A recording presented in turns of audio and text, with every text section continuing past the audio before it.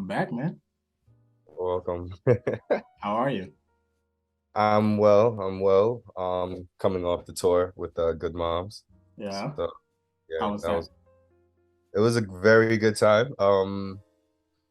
It was my first time doing it and it was nerve-wracking, but I think because I've wanted to do it for so long, I was already like mentally in the space of like just there. So when it came to like putting it all together and just doing it city by city, Hmm.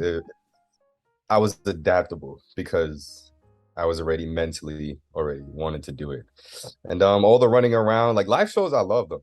Yeah. Really love like it's a performance. Like it's like imagine you could take anything and then you could just structure it into like an hour and a half, 2 hour performance. Nice. A lot of fun. So Nice. Okay. It sounds like it was very busy for you. it was, but it's as my mind like keeps on running.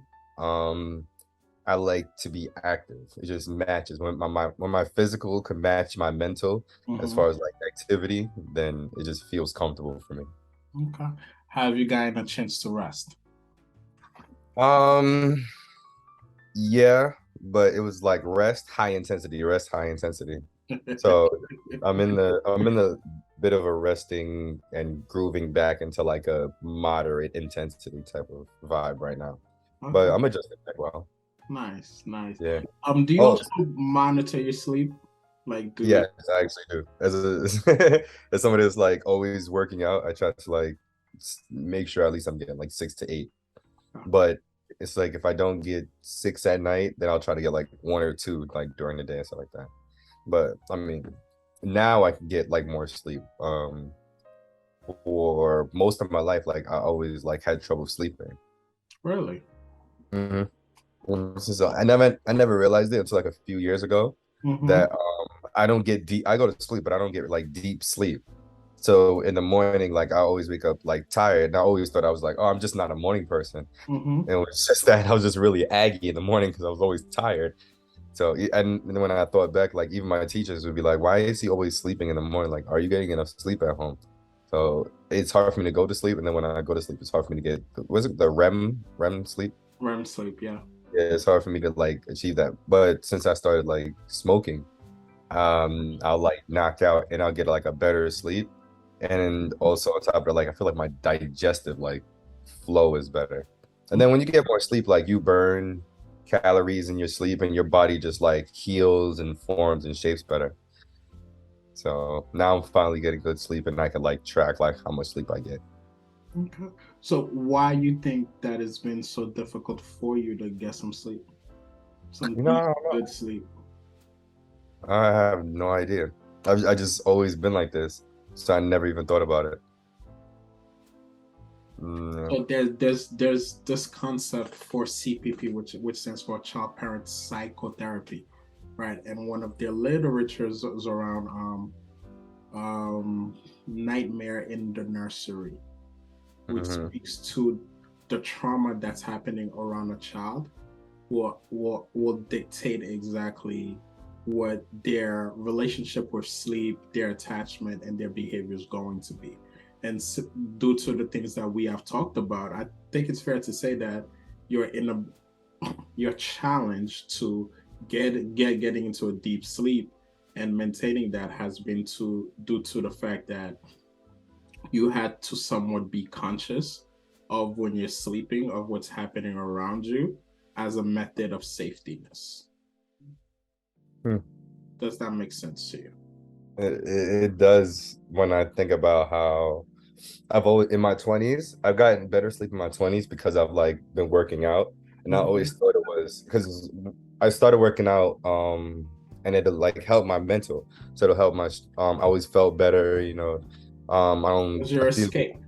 yeah, it's like somewhere I can like push myself, I could be active, I can my mental state like you know how it is when you like work out, it's Mm-hmm. just better for your mental. So I always use working out as a way to like avoid depression or avoid stress actually.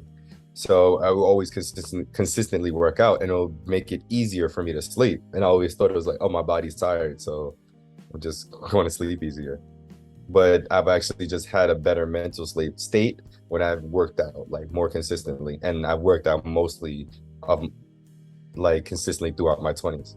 Yeah, And because at the when you're working out your brain and your body releases the good feel hormones, right? Mhm. To some degree, also by you working out, you tend to feel stronger, so therefore you can defend yourself, right? Yeah. So if anything were to happen around you, you're confident in your ability to kind of defend yourself. But as a child living in an environment that was not conducive on the positive side of things, you couldn't fall asleep as a method of protecting yourself, of being aware of what's happening around you, and not trusting that if something were to happen, you would be protected.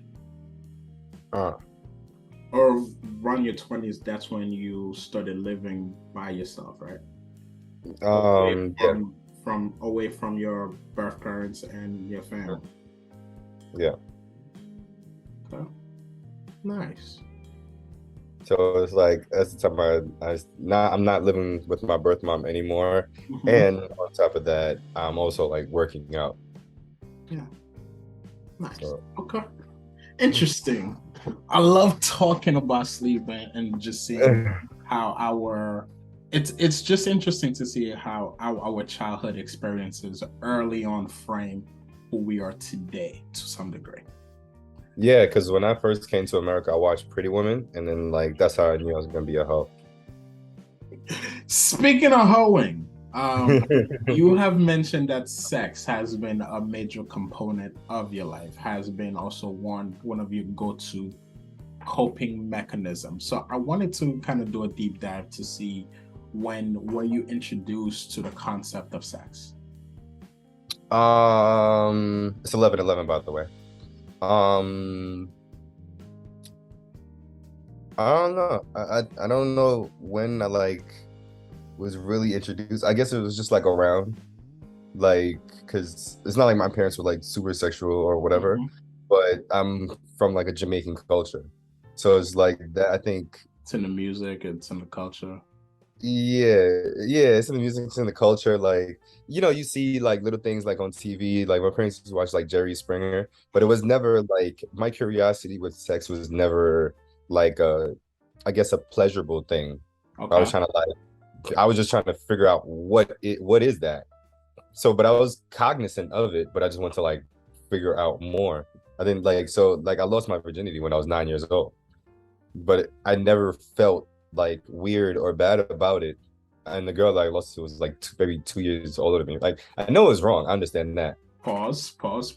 We're not gonna skate by a 9-year-old having sex. Oh yeah, yeah. Right, because it's fair to say that's not developmentally appropriate for most 9-year-olds. No, it's So not. yeah, so how did that happen? I don't know. I think we just got left alone and like we were actually both curious and then it was like just more so kissing and at Gotcha. that time we're just like playing house and acting like the parents or whatever. And then we both Okay. got naked and then like we just tried and I was like, huh. But it was never like a yeah. I guess when people think about sex now it's like, oh yeah, I had sex with her, or yeah, I got some pussy or whatever. I got some pleasure out of it. But for me it was solely okay, so this is what happens. And that was What it. is the well, was it full on penetration? Yeah, but it wasn't like a long time. It was just like, oh, okay. And it was just like that was it. It Okay. wasn't nothing like How did you even know what to do? curiosity. All I can remember was like I was curious enough to be like, okay, this is where I'm supposed to be. I didn't know what to do per se. No, I'm saying like have you seen sex scenes? Like have you seen pornography prior to that to know how to have sex? Like what Not yeah, have not you watched porn. No, not porn per se, because we're talking about like the 90s. Playboy? So yeah, like maybe a magazine or I'll see like TV or movies and stuff like that. But it was just images. To me, it wasn't like, oh, I know like that's sex, but it wasn't like that's an adult action only for adults. It's like, oh, that's sex. Well, what is that? It was Okay. just straight up curiosity. Okay. So that was at the age of 9. That was your first experience. When Yeah. was the next experience? I was 13. 4 years later. Yeah, and I was in my beautiful, wonderful, amazing junior high school, Philippa Schuyler, for the gifted and talented. Okay. I love that school. That school like changed my life. But I was 13, and and that was also the first time I ever came. Okay. I saw also learned that you shouldn't wear socks on carpets while you're having sex. It's very slippery. I learned that lesson that day. Okay. And it But was that, consensual sex, correct? yeah. Actually, I was the one that was she was the one that like wanted to do it and told me that she wanted to do it with me. And I was just like, huh. Yeah, I've done this before. That's what I thought to myself. It's like, yeah, I've done this before. You know, yeah, Been doing yeah. it. But like my curiosity took me there, and then I lost my virginity. Well, lost my official virginity at 13 years old. Okay. Were you using a condom at that time period? Yeah, and it was also like my first time coming, so I didn't know how it would felt or was supposed to feel, so I just kept on going. So you never masturbated prior to being 13 years old? No, funny enough, the first time I masturbated, I was 17 years old. Interesting. Yeah, I'm actually a late bloomer with masturbation. Why? Why did you wait till 17 to masturbate? I fell into the thought of like if you masturbate as kids, like if you masturbate, you're not getting no pussy. I thought I Now, was the only one. I thought I was the only one with that mindset. yes, but this is the fucked up part, right? Because everybody that was saying it already wasn't getting pussy. So they Right? were just saying it just to be assholes and to be kids like that, right? But me, I was actually having sex. So I was like, oh shit, I can't masturbate because I thought everybody's having sex and nobody's masturbating. Because if you masturbate, that means you ain't getting no pussy. But lo and behold, to me, everybody wasn't fucking, and it was just a saying. So my stupid ass decided to not masturbate. I thought I was the only male that went through that experience. I can't masturbate. That's what dudes Yeah, don't get no vagina does. Okay. All right. yeah. So back to you. So at 13, you have your first Mhm. fulfilling encounter, right? At that time period, did you get attached to her? Did you guys start dating, had a relationship, or was it a one-time thing? Yeah, well, that was my 13-year-old like girlfriend Yeah. at the time. And no, it wasn't like it was wow, I've actually had this mentality for a long time. It was like, yeah, we had sex, but that didn't define everything. It wasn't like we had sex, so now we're closer in some type of way. We were just like, that's sex. It's like, oh yeah, this is what we do at, I guess, this stage because we were Was kids. it her first encounter as well? I'm not sure. No. Interesting. Okay. So where did your sex education came from? It's if I can remember some flashes, there was one point where my uncle he did put on like porn on TV and told me to watch it just so like I'm cognizant of like knowing what I'm watching. And to me, at the time when he did that, I think I was maybe like 10 or 11. And at the time when he did it, I was just like, well, I kind of already know. Well, I already passed 9 years old too. So it's like I kind of already know what I'm watching, but it's just like this is the first time that I can openly watch it without having to like look over my back and I can like, okay, now I can just focus and pay attention. I'm Yeah. not worried about it because it's already here. But it was just like, all right. Then they're just like movies. Like I said, when I first came to America, I didn't really have like TV, so we had like a bunch of VHSs and stuff like that. And one of the first movies I watched was Pretty Woman. Mm-hmm. And like I understood that she was a prostitute, but I didn't know the word prostitute at the time, but I understood like she was like somebody that was like doing something late at night. Like I got the concept in the most Mm-hmm. basic form. But for me, I saw it as wow, even no matter who she is or whatever, that he still treated her like amazing. And so what was Richard Gere? I think Actually so. showed me how to treat women. So it's just like that's always just happened throughout like my life. I've always anytime I see like an adult type sexual thing, I've never thought of it as like bad or inappropriate. I just always like, oh, that's it's pretty good. That's a good thing, or I just never had like a negative connection to it. So Hmm. when I've had like sexual experience and stuff like that, it's just like I don't have bad sex because I don't. This might have could have been better, or it's like it's a waste of time, or it's toxic and all these things. But sex itself doesn't have a negative stance like in my life. Got you. And Do you, and do you think that if that was not the first movie you saw, but you saw the complete opposite of a male mistreating a woman after sex, do mhm. you think that would affect the way that you view women and interact with women when being sexual?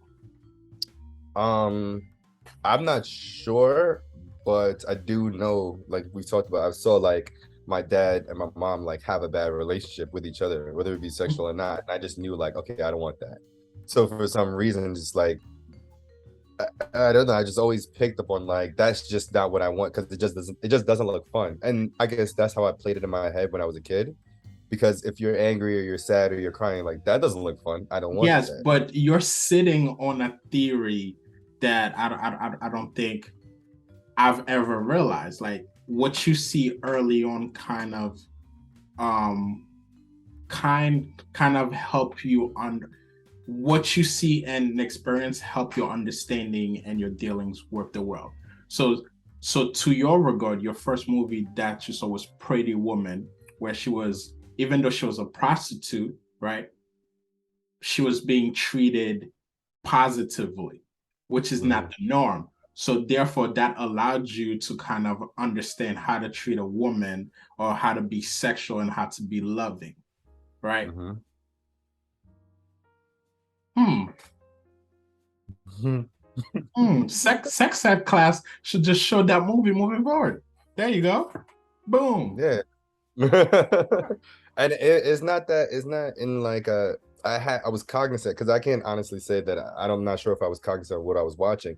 It was Mhm. just for a kid, it was she looks happy, they look happy, like, and then even during parts in the movie, where it was like obvious where she went shopping and they treated her bad, and then like she went somewhere else and everybody treated her nice when she was sad. It was like, oh look, she went from sad to happy. Yeah. Like I was just cognizant of happy, sad, angry, happy.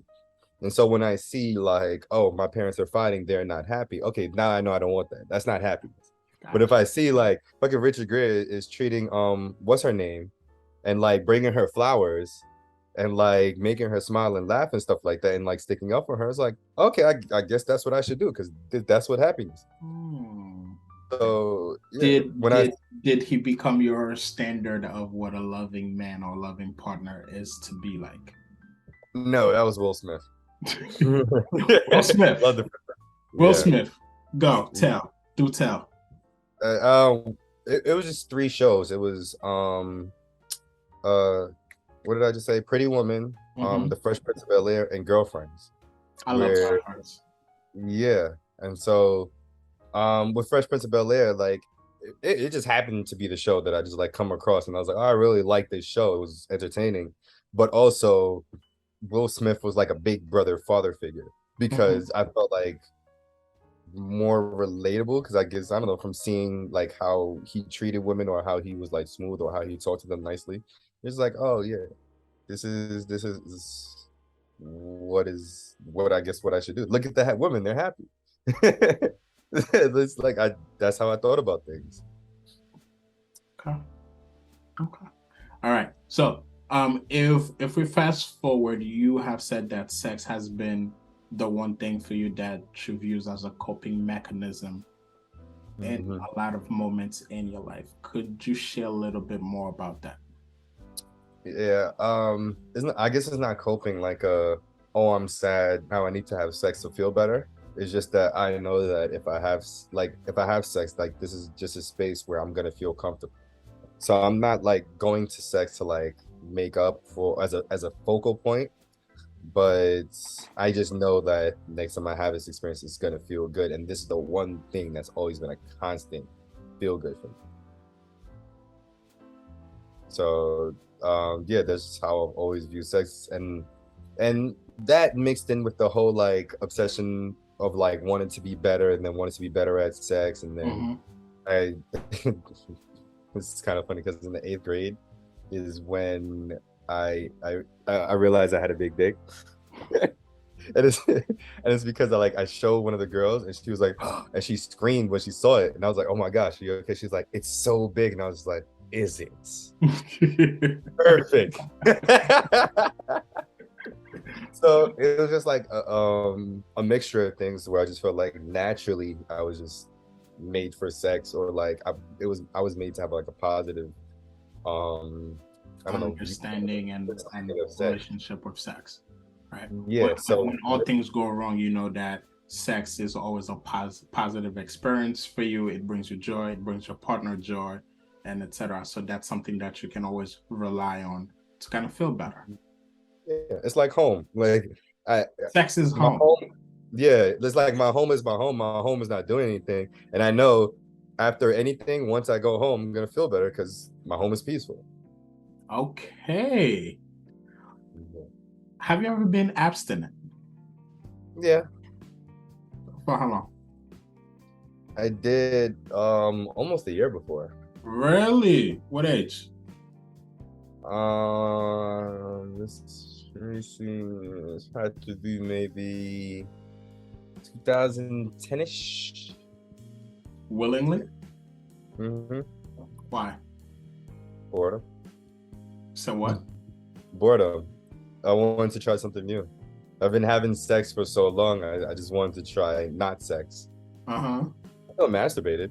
I just wanted to try not sex. It's like if I have sex without a condom for a while, like just to spice things up, I'll put on a condom.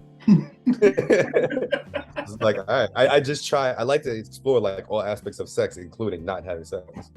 Okay. what did what did you learn throughout that year of no sexual contact with I can get a lot done. I can get a lot done when I don't like set up for sex. Have you ever seen the movie 40 Days for 40 Nights? 4 days, yeah, I think so. Yeah. The guy that shows celibacy for 40 days. They Mhm. actually got all these projects done, got all of these things done. Like, I think as men, we don't realize how much energy and time we put into having sex or trying to get laid. Exactly. Would you ever be abstinent again? Nope. Why not? I literally have no reason to be. There's no, I'd have no reason behind it. Don't you want to get more done? I can get a lot done and still have sex. Okay. Sex is not a time hindrance for me. Do you consider yourself as a sex worker?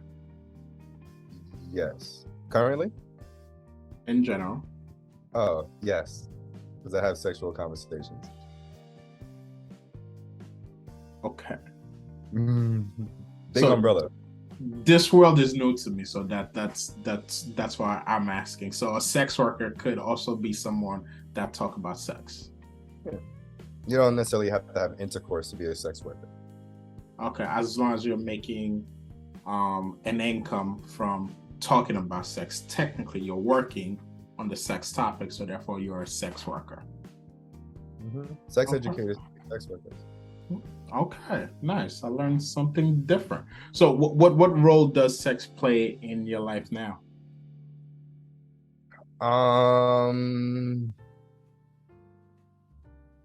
It's like a bonus necessity. I don't know. Bonus necessity. Yeah, it's like it's a necessity in the sense of like I've always seen sex as like a connection. So I've always seen it as a 50-50 transaction. So that's why I've never understood the like concept of like I took you out to dinner, so you should give me some pussy. It's like, no, I'm giving you some dick, so you should give me some pussy. It's like that's how I think about it. So fuck, what was the question again? What role does sex play in your life now?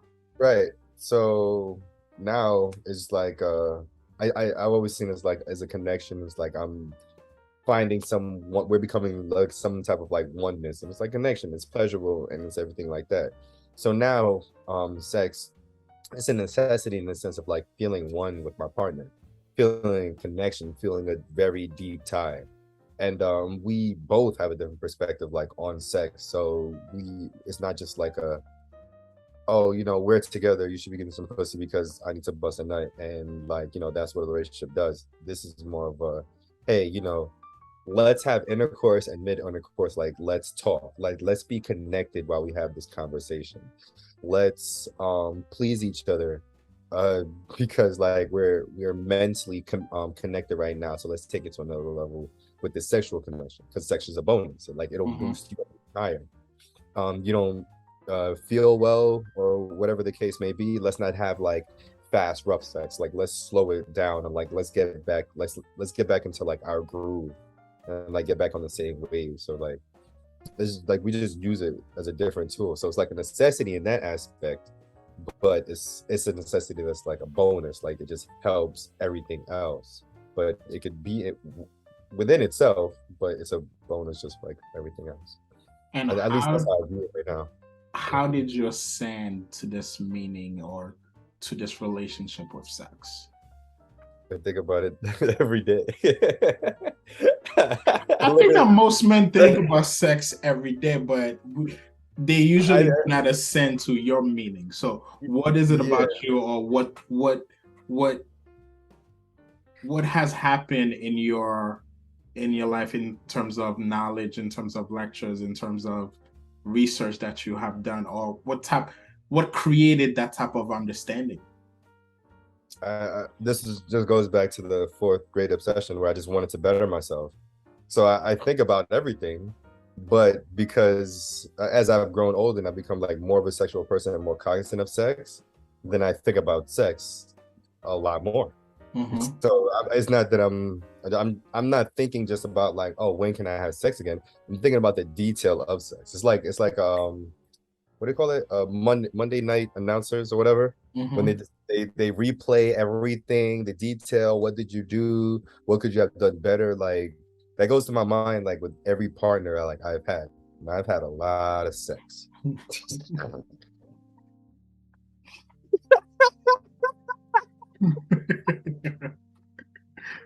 Okay. But I'm not thinking like just surface level. As you've seen, I think detail of everything. Now imagine thinking detail of sex and detail of how I could be better at it from having sex since 9 years old. Okay. Yeah. Have you ever considered yourself a sex addict? At one point I did. Say more. It's when I started realizing that like if I don't bust a nut like within like a maybe 4 days to a week span, like I start getting migraines, start getting a headache, I started being moody, I started being aggy Withdrawals. Yeah. And so I never really noticed it because I'm sexually active, and the only time where it didn't happen was when I did the abstinence, but it's like I broke past like the time of like feeling aggy, because in the beginning it was kind of aggy. And then like but then I was like masturbating like regularly, so like that like helped it out.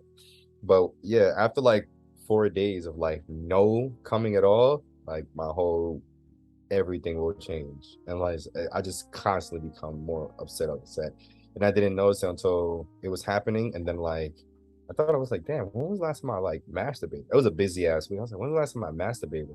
And I came and I was like, huh. And I thought about my setback, and I thought about my whole week, and I was like, damn, that actually made me feel a lot better. And that's when I started to become more cognizant that like I need to bust a nut, or else I'm gonna be like in a mood. And then so as like I got older and I started like understanding like, there's therapy and like addiction and things like that, I was like, I wonder if I'm addicted to sex. So I thought I was like, oh, maybe I have a healthy relationship with sex. But then I was like, I'm getting migraines from not coming. Like maybe I should like look at this test. And so I took a test, and I actually was on the phone with a friend, and I was having her fill out the test, and it said that I was a sex addict. I want to take it like a more official one though, but it said I was a sex addict. But yeah. Okay. What's the longest span you apart from the abstinence, what's the longest span you've gone without sex? Um, and it not on purpose. Yeah. 3 to 5 months. I did 3 months in 2021 from January to like maybe like April. Yeah, April During around your there. prime. That's when Yeah, well, Orlando was Orlando. Well, no. exactly, Play and party that's Orlando. What you that is when it mean? that is when it happened. But that's when I went to Mexico with Mila, and I was Hmm. like dating another girl and Mila at the same time. Then I went to Mexico with Mila, and then I felt bad about this, like how things happen like with this girl and stuff like that. And I was just like, you know what, maybe I just need to chill. And I was like, no, I don't want to chill. And then like nothing was popping off. And I was like I was doing the podcast also, and I was like, I was really busy, really focused on it, and nothing was popping off. I was like, well, ain't this about a bitch? And I tried like 3 times. And it was like nothing is falling in my lap. This is some bullshit. Exactly. And when it was prime, I'm getting pussy all the time. But then after like I got pussy again, it was just like a floodgates just like open for me. Okay. But yeah, I've done 3 to 5 months not on purpose. All right. So it's fair to say that you do have a positive relationship with sex. For you, it's not just sex; it's a deeper meaning. It's a deeper relationship that enhances a loving relationship. And as you described it, as the bonus, Hmm. and that all started from Pretty Woman to some degree. Yeah, I think yes, and like being a pleaser. And I don't know, it's like I don't know what came first, Pretty Woman or the pleasing. But um like I think it showed me how to treat women slash treat people well. Then me wanting to like be a good person or be a better son. So like every day I want to better myself, to like getting older and realizing like, oh, I have like these tools that are like as far as like my mental state of how I view sex, how I'm curious about it, and then finding out that like, and then just like being comfortable with myself, like all of these things just like keep adding up for me to like just be always comfortable with sex, like treating people right, being like a pleaser, wanting to be better at myself, always thinking about the details is just literally the perfect mix of all the things. So I'm not only like really, when people ask me like, oh, when did you become so sexual? It's like I don't necessarily know. It's just things just It's a always, the lifelong right things journey. just always mixed with Got me. it. Got it. Yeah. I'm curious to ask, right? If we go back to your 20s and we Mhm. removed your ability to care for your partner sexually, or if we remove that pleasing that you have a tendency to do, Mhm. who would Orlando be? I have no idea. And the funny thing about it is, because while on tour, somebody had asked me like, you ever think about the times where where you didn't lay it down right? And I was like, nah. Why would I think about that?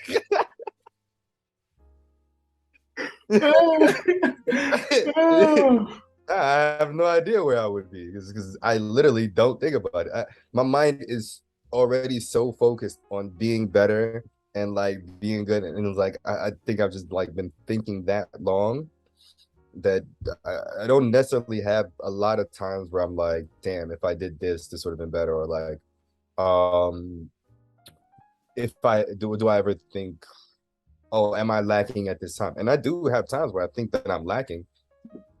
That I don't linger on those times too long. So yeah, I have no idea where I would be if I was selfish. Do you know why you're such a pleaser? I thought that if I would do good, then good things would happen to me. And that if I was a good kid, then my parents would love me better or love me more. Okay. So it's like, but I didn't want it to be. I don't know where or when I noticed that if I do it with like in a transactional field, it's not gonna happen for me. So it had to be like, oh, just be a good person. Just wait. It's gonna come. Just wait on it. It's gonna come. And then, but then I had to realize like, who am I waiting on it from? And am I waiting on it from the right people? Because Hmm. maybe good things will come to you, but if you focus on getting it from the wrong person, then you're really just hindering yourself, Yeah. which is a great relationship advice. At one of my favorite concepts in couples work is every day you wake up and ask your partner, how can I love you this today? In the Hmm. next 24 hours, how can I love you better? And doing everything that you can to outlove your partner, right? You Yeah. fill up their cups so much that it's human nature that your cups also gets filled up. And what's also interesting is that when filling up our partner's cup, we're also filling up our cups, right? Yeah. Because that energy transference is also helping us feel loved and appreciated, right? There's Hmm. a lot of benefit to loving your partner. And I think Hmm. that you're the epitome of that. You're a walking representation of what is it like to consistently trying to love your partner for who they are as much and as hard as possible. Yeah. And even trying to like love yourself at that level or more, Mm. and then your partner is going to feel the vibrations and loves anyway. Ah, So it's like if you become not only if you act like a loving person, but if you become a loving person, there that you even go. at the times where you're not acting loving, you will still be. Yes, and relationships are healing, and we have this mindset. No, you need to go and do the work. What happens when you can't do the work? What happens Hmm. when you're not ready to do the work, right? So that's why if you're with the right partner, you may not be able to fully love yourself right now, but loving them and then returning that love right back to you help you in your own journey of loving yourself. Yeah, it takes two people to take care of one. There you go, brother. All right. I do have some homework for you. Oh Um, yeah, as cool. you know, we're about to. You're in LA, so I'm not sure how that applies to you. We're about to enter the winter time, and that's when seasonal depression starts punching a lot of people in the face. Yeah, Currently, do you have a supplementation regimen? the sun. Okay. In LA for the winter time, the sun is still there, hot and etc. Okay. Are you at That's least almost an Asian taking a season. multi? How what? Are you taking a multivitamin?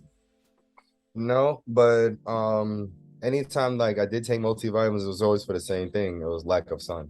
Okay. Jordan, yeah, I haven't had. I'm aware of seasonal depression. I've had it before, but I think this one's gonna be. This season is going to be Gonna be different. different. And actually, this is my least worried about seasonal depression that I've been in a long time. Not Nice. only because I'm here with Mila, but it's because like I have more sunlight. So I'm not Lucky really like. you. It's been raining Ah, in New York for ah, the past 3 days, man. I've I'm heard, yet to I've leave my heard. house in 3 days. It's ridiculous. All Yeah, right. and even with the with like knowing that, I'm also thinking about like, oh man, my sex is about to be great this season. It's like, Oh, because due to the lack of seasonal depression. yeah. So, but yeah, that's where it all stems from. It's just like a mixture of things, and um, like I don't know. I think it's the curiosity starts it, and then just like the way my life has gone is just has put me here, and then to always be thinking and to always like be thinking ahead.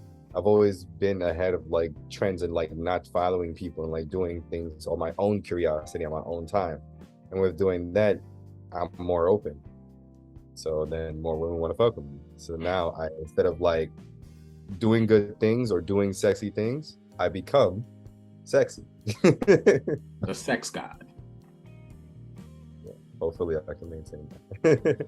But my relationship with sex has always been like a comforting one and something that I feel like I can fall back to. It's just always been home. And I is that it being home mixed with like being a pleaser, I've just wanted to show other people like this is home.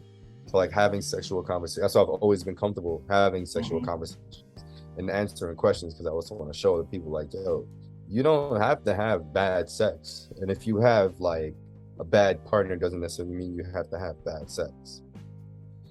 So yeah, I'm Okay. a sex predator because I have sexual conversations all the time. I think it's fair to say that you should do like a sex workshop. I think Yeah. your perspective on sex can transform a lot of people's mind and understanding of what sex is and how beneficial it could be to be better at sex as a unit in a relationship. Yeah. I've always wanted to do a consent and no workshop. Mm. Um where I show people like how a no can be just as balanced and just as like fulfilling and just as helpful as a yes. Because a yes will get you into some bullshit and a no can save your life. Hmm. I want to Hmm. show people like and get people comfortable with the word no. Okay. All When right. you really think about it, as a kid, like no has always been presented to you as like it's Or never been presented rejection. as like a savior. Mm-hmm. It's been presented as a restriction. Or a rejection. Yes. Yeah. And a Yeah, lot of men don't know how to handle the word no because of that feeling of rejection. exactly. Mhm. That's why I say no with a smile on my face. Makes it feel so much more welcome. Got you. Okay. All right, my man. Any comments? Any last thing you want to talk about? Um, I am feeling recalibrated. I Mm-hmm. am feeling more of myself, and I think it's making my sexual experience like better again. Um, and it's real funny when you feel like the puzzle pieces are like you're feeling like you're being built back together, and so it's like you're maneuvering like yourself while also feeling like you're being built back together. And then that plus like just sexual experiences like me and Mila have, and feeling like I have somebody like on my level, and knowing like our experience is fun and also organic and also like for each other. So all these things plus like going on the tour, and like how much I love like doing that and like show production and managing and running around and all these different cities, like the mix of like all of that energy. Mm-hmm. When I got back to LA, I felt rejuvenated. So it's like physically, I needed like a second to like take a Rest. break. Mm-hmm. Mentally, like I felt like the surge and You're like energized. You're ready. yes, exactly. And my dick has not gone down since. Like I've been hard since. Okay. Thank you for that information, Mr. Orlando. Appreciate that.